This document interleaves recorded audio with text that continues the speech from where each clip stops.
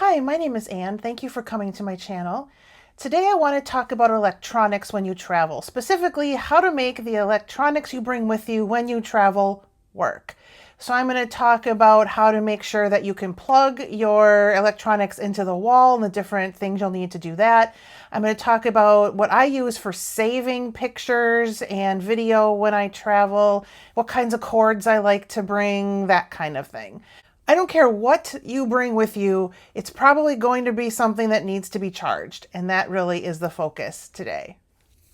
Let's start with the charging cords themselves. And everything I talk about here really is going to be personal preference, but I'll show you different options that I'm aware of that you can either practice with or think about when you're looking at what you might want to bring. I have Apple devices, by the way, so everything we talk about here really is going to be talking about that. I've never had an Android device, so I can't really talk about that. Hopefully the things that I'm talking about will apply both ways, but I am specifically talking about Apple devices. So you know when you get a phone, if it comes with the charging cord, it's that white kind of rubbery cord. I really don't like those. I like these that are more ropey. I don't know how to explain it. But they don't get that thing where, you know, the Apple cords, they tend to break kind of right here. These are much better. They don't last as long as those Apple ones do because they're probably not technically authorized, but I really like them. And they're also very flexible, which I think is really nice. The thing you want to do, whatever kind of cord that you bring, you want it to be long. This is a 10-foot long cord. You can't see it all. I like a really long cord because you don't know where the outlet is going to be compared to where you want it to be. So maybe you want to have something charging by your bed, but the outlet isn't by the bed.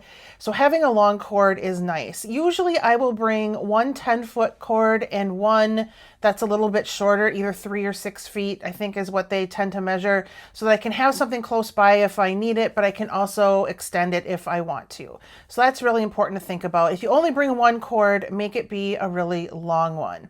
One cord that I found before my last trip to London and Paris that I really, really liked is this one that has 3 different ends to it. So I was able to charge my Apple Watch, and then it has a lightning cord, and then this is the more modern one now that Apple devices don't use lightning cords anymore. All the devices I have still use lightning. So having both of them is really nice.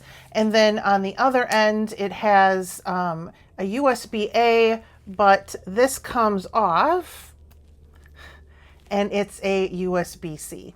So it's a really nice multi-charger that can charge multiple things at once. So then I especially don't have to bring the separate one for my watch, which is really nice to have. And I really liked having this. I will definitely bring this with me. So probably going forward, I would bring one of the long 10-foot poles. I would bring one of the long 10-foot cords and then this multi-charger, and that really is going to cover me for most things that I want to charge. You don't need a cord for every single thing that you bring. You're probably not charging everything at once. I have some things that I charge while I'm asleep, some things I charge while I am out sightseeing for the day and are left back in the room. So really bring as little as you can, but you make sure that you have enough to charge at least a couple things at once is really kind of how I tend to do it. One thing you will find is that there are often USB-C ports in various places, whether it's in an outlet by the bed, on the phone, in a train, anything like that on a plane. And so one thing that I bought is one of these little doohickeys. And what it does, it is USB-A on this side and has a plug for USB-C. So I can use this with any of my cords that is a USB-C cord to convert it to a USB-A end, and then it'll plug into most things. I have not found while I have been traveling a lot of USB-C ports, but a lot of our devices now are USB-C. So having this little gadget is really helpful to have. It just came in a pack of 3 in a little box like this. And I just keep, you know, a few in a different places so that I have them to charge whatever I might need while I am traveling. All right, let's talk now about how to get your device plugged into the wall. So if you have never traveled to another country before, you might not know that the actual holes in the wall, the outlets, are different. So we have ones that look you know, they might like this, or it might have the prong look like this, or it might be one with the 3 prongs. And that's not what the outlets in other countries look like. And every country could conceivably be different, so you have to look and see what kind of outlets they have. I have only traveled to Europe, like the European Union, the United Kingdom, and South Africa, and all 3 of those have had different plugs. So if you're going to travel, say, the UK and mainland Europe, you're going to need 2 different kinds of plugs. So how do people accommodate for that?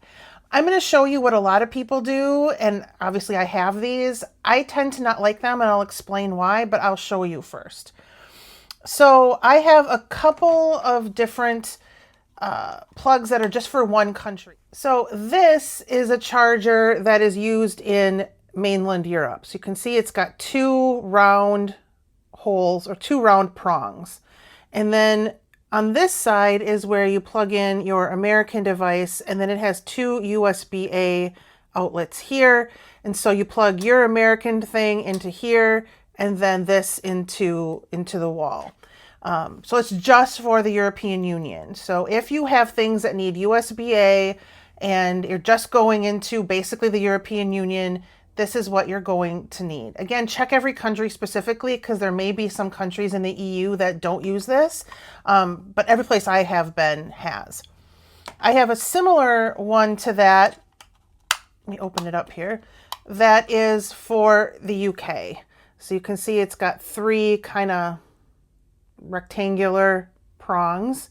And this one, it has several different places you can plug your American plug, and then it's got USB-A and USB-C. But again, this is just for the United Kingdom, and I think Ireland, if I remember correctly, uses the same plugs as the UK. I could be wrong about that, so double check if you're going to both those places.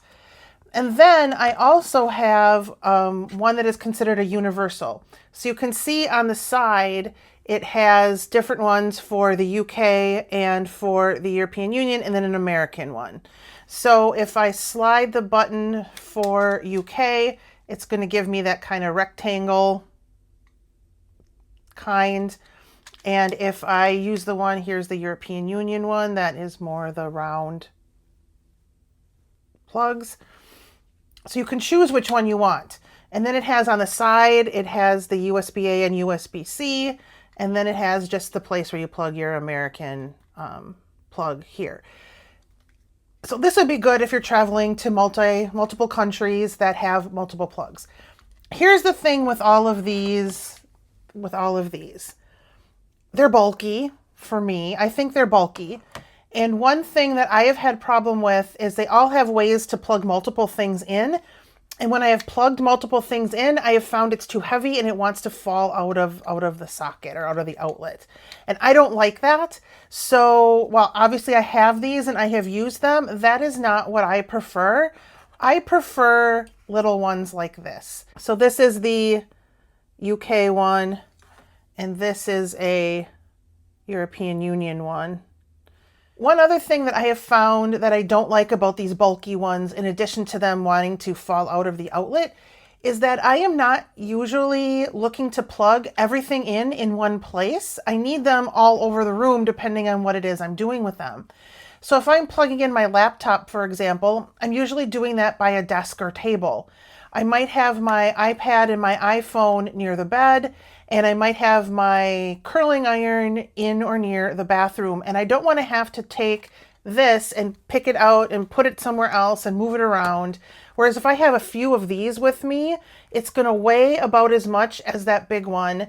And I can have them plugged in multiple places and then not have to worry about that. So again, this is all going to be a lot of personal preference and how you like to charge your devices and what makes the most sense to you. The biggest downside to these is that they are really easy to leave in the outlet when you pack to go home. So you have to make sure that you're double checking that. So I always leave pretty much something plugged into it so that when I go to unplug that thing to pack it, I'm also unplugging the adapter. So that I think is really important. So choose what works for you. And then what I'll bring are a couple of these little American plugs. This one is just USB-A. I have some that are just USB-C, and I have some that are multiple. So it just depends on what devices I'm bringing, which ones I'm going to bring. So I'll have a couple of these, and then my cords, and that's what I'm bringing. Now, one thing you need to think about is I am assuming for all of this discussion that what you are bringing with you is a dual voltage item. I only bring dual voltage items when I travel. I never bring anything that isn't. If you are traveling with something from the United States to, say, Europe that is not dual voltage, you need to have a converter for the electric current as well as the adapter for the plug. If you have a device that is not dual voltage and you plug that into a wall, so an American device that you're plugging into a wall in Europe, at best, you're going to fry your device. At worst, you're going to set it on fire. Neither of those options are very good. I've had students that I've traveled with who have taken a flat iron to their hair that they didn't have the right stuff for and have basically singed their hair off. You don't want that to happen. So make sure that your device is dual voltage. How do you do that? Well, I have found that most of your modern electronics, my laptop, my iPhone, my iPad, all of those things are dual voltage. The things that tend not to be are things like hair tools. So your curling iron, your flat iron, some medical devices might be. I don't have a CPAP. I don't know if that's dual voltage or not, but you have to check. And where you check is either going to be on the charging cord itself or on the device. And you'll look for something that says 110/240. If it says that, that means it's dual voltage, and all you need is an adapter to plug it into the wall. If it doesn't say that, you need the adapter to plug it into the wall. You need a converter to change the electric current to the right thing, and then, of course, your device. So I don't have a currency converter to show you because I don't have one. I never travel with that. I have a specific travel branded, it's a combination curling iron and flat iron that is dual voltage. That's what I travel with. It never leaves my suitcase. I don't use it at home. I only use it when I travel. So whatever devices you are bringing, please double check first that they are dual voltage so that you have all the right stuff that you need to be able to make it work in another country. The last thing I will mention that's sort of related, but isn't about plugging it into the wall, but is about your phone. I am the kind of person, I do not like having hundreds or thousands of pictures on my phone. The only pictures that are ever saved on my phone are ones that I either like to look at a lot, or I have a couple headshots in there that I tend to use if I need to set up a profile somewhere. I get pictures off my phone as soon as I use them. And I also don't particularly like to put it in the cloud. I don't know why, just personal preference. So what I have is one of these. So it's USB-A on one end and it is Lightning on the other because that is what I have still. And so what I can do at the end of every day is I plug this into my phone.